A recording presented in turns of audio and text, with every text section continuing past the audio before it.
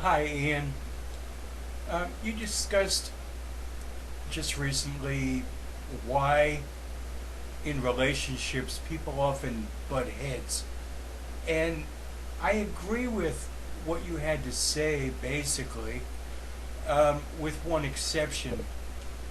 It's true that when one person talks to another, the person being talked to um, is only pretty much half listening because as they're listening, they're also formulating their response.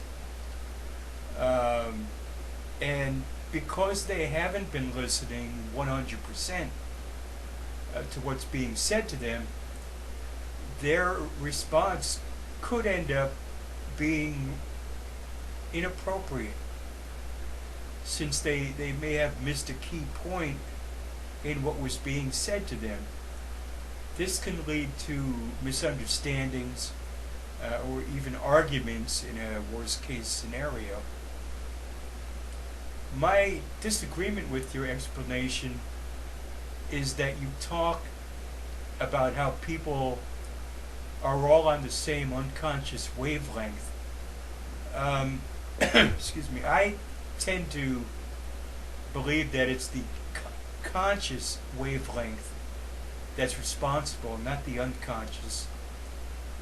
Our conscious thoughts flow like a river, whether we're aware of it or not. Just as a fish is unaware of the water that surrounds it and sustains it, we are so deeply immersed in the stream of consciousness that we are unaware of it until we step out of it in order to consciously formulate a thought. We move from an unfocused to a focused frame of mind. We can also turn off our conscious thoughts and become a part of the flow, which is a completely different experience.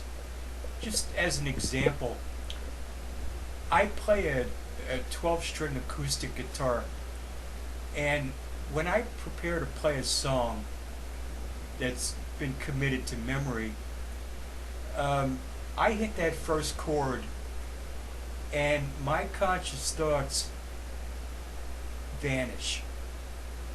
It's as if the guitar is playing the song and taking me along for the ride. Time seems to vanish, and all that exists is the music. When I finish playing, my thoughts start up again, and 5 minutes or 15 minutes may have passed. But it is as if I was not there during that time, because I was at one with the flow. It's pretty zen, actually. If I were playing and I suddenly focused my thoughts on what I was doing, the flow would be broken and I would find myself back to being myself. An interesting experiment is to take a wristwatch, like so, and hold it up about 6 inches in front of your eyes and try to keep your focus on the second hand for a period of 1 minute, 60 little seconds. You'll find within 15 to 20 seconds a thought will float up from your stream of consciousness and distract you. You can resume your focus again, but shortly thereafter another thought, whether it be a word, words, an image, something will come up and distract you once again.